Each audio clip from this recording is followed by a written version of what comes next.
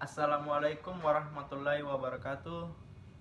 Kami dari kelompok 2. Sebelumnya, perkenalkan nama saya Muhammad Zaki Al-Zahran, NIM 202121051122, kelas SI 402.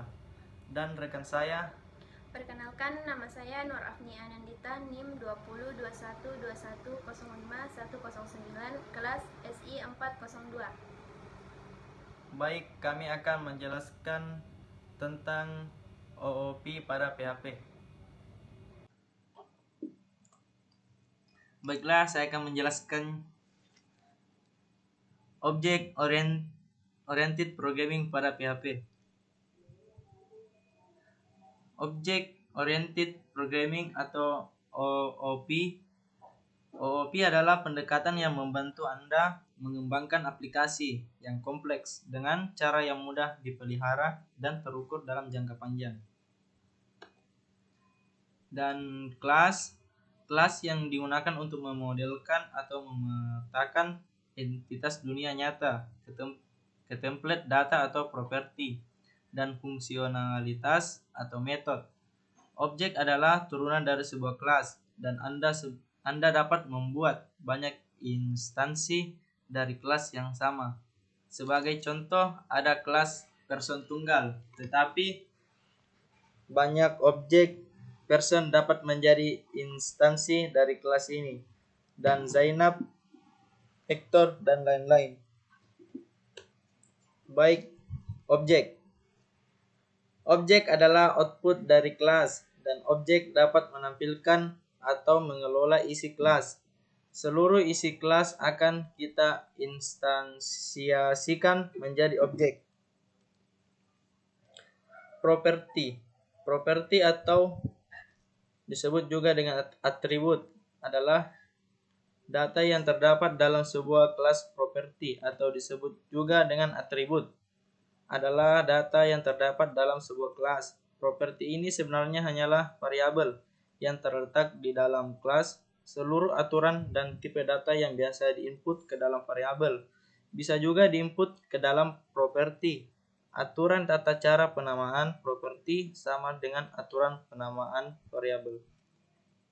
Kemudian metode. Metode adalah sebuah aksi yang terdapat di dalam kelas. Misalnya metode pada kelas mobil, contohnya maju, berhenti, belok, dan lain-lain. Penulisan metode pada kelas OOP yaitu dengan menuliskan sintaks function di awalnya.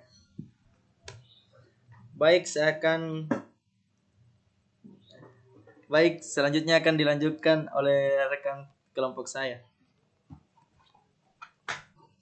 Baik, selanjutnya ada konstruktor.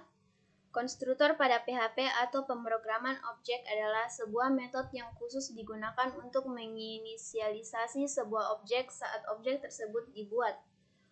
Konstruktor memungkinkan programmer untuk mengatur nilai awal dari variabel-variabel dalam objek, sehingga objek tersebut siap digunakan sejak awal.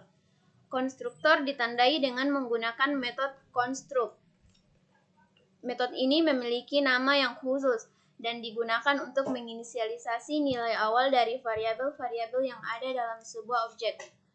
Setiap kali sebuah objek baru dibuat dari sebuah kelas, metode construct akan dijalankan secara otomatis dan menginisialisasi nilai-nilai awal dari variabel-variabel dalam objek tersebut.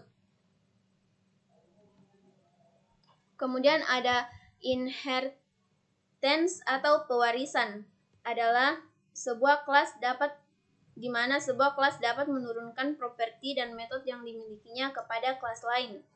Konsep inheritance dipakai untuk memanfaatkan fitur kode reuse atau kode yang dapat digunakan kembali, yakni menghindari terjadinya duplikasi kode program. Kemudian visibilitas properti dan metode pada PHP memungkinkan kita untuk mengatur akses pada properti dan metode yang dibuat. Atau dengan kata lain, kita dapat menentukan apakah properti atau metode dapat diakses dari dalam, luar, dan child class.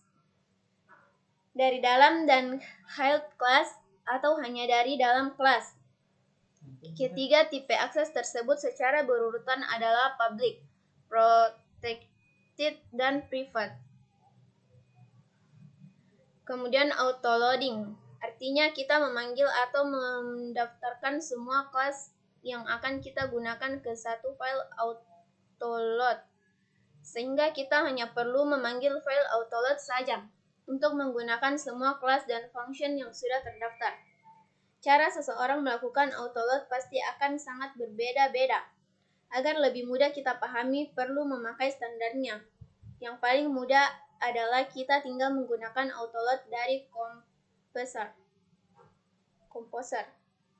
Kemudian nama page. Istilah nama page sering digunakan dalam pembahasan tentang web. Konsep namespace pada dasarnya sederhana saja, yaitu pengelompokan secara logis objek-objek dalam domain. Dalam Wikipedia dijelaskan bahwa konsep namespace merujuk pada suatu kontainer atau lingkungan abstrak yang dibuat untuk mengelompokkan secara logis pengenal atau identifier atau simbol. Dalam konsep ini, suatu pengenal yang didefinisikan dalam sebuah namespace hanya akan berasosiasi dengan namespace tersebut. Dengan konsep ini, suatu pengenal yang sama dapat didefinisikan di dalam dua namespace yang berbeda. Pengenal tersebut mungkin saja akan memiliki arti yang sama atau berbeda di antara keduanya. Namespace biasanya mengelompokkan pengenal-pengenal berdasarkan fungsi. Baik, sekian dari kelompok kami. Terima kasih. Wassalamualaikum warahmatullahi wabarakatuh.